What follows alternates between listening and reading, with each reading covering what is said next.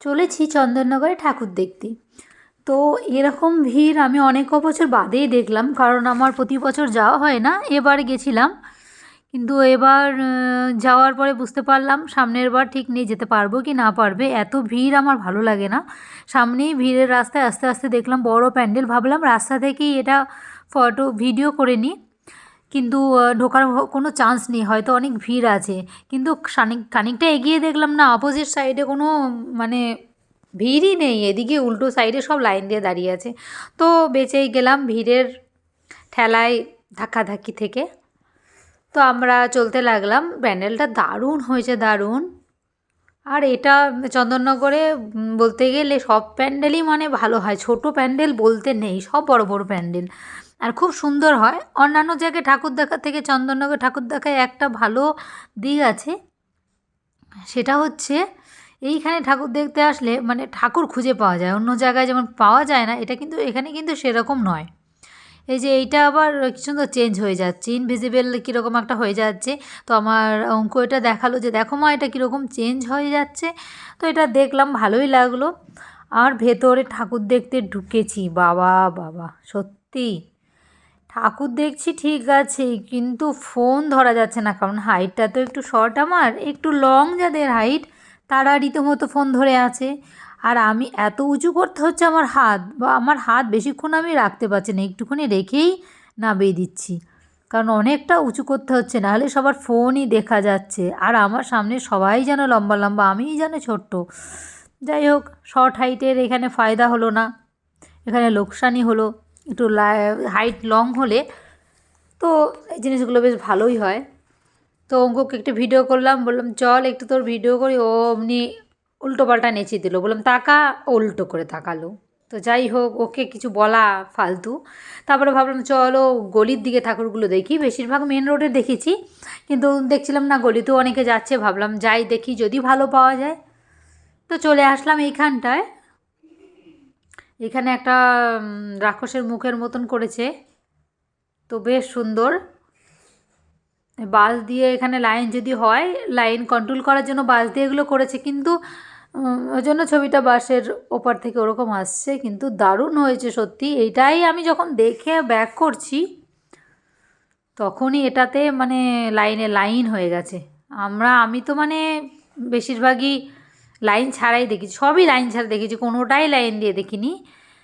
But তারপর পরে আমার দেখা হয়ে যাচ্ছে, বেরিয়ে যাচ্ছে, আর দেখছি বাপরে লাইন, প্রচুর লাইন হচ্ছে। আর এখানে শিবজির একটা মূর্তি আছে, তো মূর্তিটা এরকমভাবে ঘুরছে, জিনিসটা দেখে খুব ভালো লাগলো। তো এখানে এখানে তাই ভিডিওটা করে নিলাম। খুব ভালো লাগছে, বেশ কত সুন্দর এরা সব উপস্থাপনা করেছে, খুব সুন্দর। আর ওই ওপরের উপরটাও দারুণ, আর চারিদিকে কাঠি কাঠি দিয়ে, এই যে কাঠ দিয়ে কালার করে এমন করেছে। বড় একটা হাত, তার মধ্যে একটা ছোট্ট এই যে যাই হোক কাঠি লাঠি। আর এই যে কাঠগুলো লাল লাল যে কাঠ, এই কাঠগুলো মানে এমনভাবে ঝুলিয়ে রেখেছে যেন শেকল শেকল লাগছে, খুব সুন্দর লাগছে। আর এখানে একটা সিনারি করেছে এই রকম ধরনের, খুব সুন্দর প্যান্ডেলগুলো, সবুজে সবুজারণ্য হয়ে রয়েছে, দেখতে বেশ দারুণ লাগছে লাইটে। এবার আমার অঙ্কুর এক্সাম বলে এটাই আমাদের লাস্ট দেখা, এরপরে কার্তিক পুজো, রাস, অনেক কিছুই বাকি, বাট কিছুই দেখবো না এক্সামের জন্য, এইটুকুনি লাস্ট। তো এইটা ওই জন্য দেখে নিলাম। আর আমার বিশেষ করে পঞ্চমী ষষ্ঠীতে যাওয়া ঠিক ছিল, কিন্তু ডেটই মনে নেই, মানে ওর পরীক্ষার চাপের জন্য কোনো পুজোর দিন তারিখই ঠিক থাকছে না। কালী পুজো মানে দুর্গা পুজোয় যা একটু ঘুরেছি, কালী পুজোও একদম ঘুরতে যাওয়া হয়নি, তো সেইভাবে আনন্দও হয়নি। তারপরে আবার জগদ্ধাত্রী পুজো আসলাম।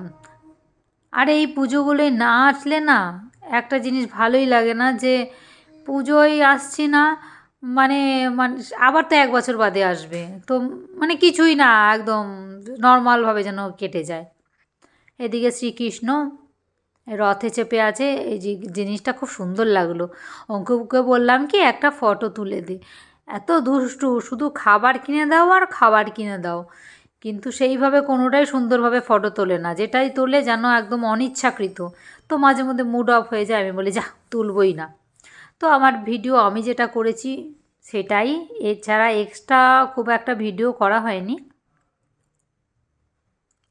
তো এইখানে একটু যাই হোক ফটো ভিডিও একটু টুকটাক করলাম। তো ধরে দেওয়ার জন্য অঙ্কুই যা একটু ধরে দিল, তো তবুও মনের মতন যেন হয় না। আর যা হোক তবুও হলো। আবার ঠাকুরটা দেখে নেক্সট ঠাকুরে আসলাম, এইটাও তো একদম দারুণ হয়েছে এই জায়গাটা না। আর 2 বছর আগে, 1 বছর আগেও দেখেছি, এই জায়গাটা খুব সুন্দর হয়। এই জায়গায়ও আমি ভেবেছি প্রচুর মানে লাইন হবে, তারপর দেখলাম না, মেন গেট দিয়ে অত লাইন টাইন কিছু হয়নি। কপাল ভালো, লাইনের মধ্যে একটা ঠাকুরও দেখে মানে দাঁড়াতে হয়নি, লাইন ধরে দেখতে হয়নি। এই ঠাকুরটা কত সুন্দর। আবার এর যে মাঠটা আছে, এই মাঠে আবার মেলাও আছে, ভীষণ ভিড় ছিল এখানে ওর জন্য। লাইন হচ্ছে না কিন্তু মানে ভিড়ে যেন গ্যাদাগেদি হচ্ছিল, গাদাগাদি চাপাচাপি এই জিনিসটা যেন হচ্ছিলই। তারপরে এইখানেও দেখলাম যে ভেতরের খুব সৌন্দর্য, এখানে ওপরে ঝাড়বাতি, আর এই চারিধারে আর ফটো ভিডিও কেনা তোলে। আমি যেমন তুলি অন্যেরাও তেমন তোলে, তো অন্যেরা যেমন তুলছে সবারই আশা করি হাত ব্যথা হয়ে যাচ্ছে, কারণ ভিডিওটার জন্য ফোনটা অনেক উঁচু করে ধরতে হচ্ছে না হাতে। আর এই হচ্ছে মেলা, কত ভিড় মেলাতে বাবা। আর মেলার জিনিস সত্যি খাবার আমার ভালো লাগে না, মেলার নাগরদোল্লাগুলো দেখতে আমার ভীষণ ভালো লাগে। কিন্তু নাগরদোলায় আগে উঠতাম, এখন উঠতে পারি না মোটেও, এখন ভীষণ ভয় পাই। কদিন আগে ব্রেক ড্যান্সে উঠেছিলাম আমাদের সামনেই মেলায়, বাবা গো মা গো চিৎকার করে নেমে গেছি, কারণ এখন যেন নিতে পারি না, ভয় লাগে খুব।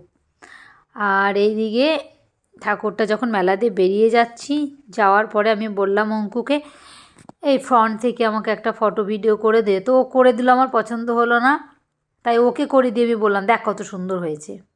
আর এইটা হচ্ছে গিয়ে জ্যোতির মোড়ে, এই ঠাকুরটা অনেক বড় ঠাকুর হয়, কিন্তু এতটাই ভিড় হয়েছে এখানে, প্রচুর গ্যাদারিং হয়ে গেছিলো, ঠাকুরটা ভীষণ বড়। তো অঙ্কুকে বললাম ভেতরে গিয়ে লেফটে চলে যাবো, ও বাবা ও বাইরে লেফট দিকে আমাকে নিয়ে বেরিয়ে এই চলে আসলো, বললো মা চলে আসো চলে আসো। আমি বললাম তোকে এক করলি আর এক। তারপরে আবার একটা গলির ঠাকুর দেখলাম, ভাবলাম এই গলি থেকে কটা দেখে এরপরে সোজা হাঁটবো, আর বড় বড় ঠাকুর বাইরে দিয়ে দেবো, ভেতরে আর ঢুকবো না, কারণ এত গ্যাদারিং হচ্ছে, রাস্তার একটা ভিড়, হাঁটতে আস্তে আস্তে পিঁপড়ের মতন হাঁটতে হচ্ছে। আর এই প্যান্ডেলেরও ভেতরে এরম ভিড় হচ্ছে এত, এক মানে এন্ট্রি এক্সিট পাশাপাশি করাতে গ্যাদারিংটা খুব বেশি হয়ে যাচ্ছে। আর এই মণ্ডপে এই আঁকে দিয়ে নারকেল গাছ করেছে, এই যে নারকেল হয়েছে কত সুন্দর, মানে অনেকগুলো আঁক একসঙ্গে জোড়া লাগিয়ে লাল সুতো দিয়ে বেঁধে নারকেল গাছ আর সুপুরি গাছ করেছে।